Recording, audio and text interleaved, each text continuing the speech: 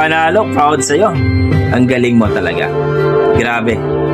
Yan po ang ating Bryan Adams ng Pinas. Ang galing. Yan ang ating mga dugong Pinoy mga idol pagdating sa kantahan. Talagang wow, mapapa-amaze ka na lang. Mapapawaw ka na lang.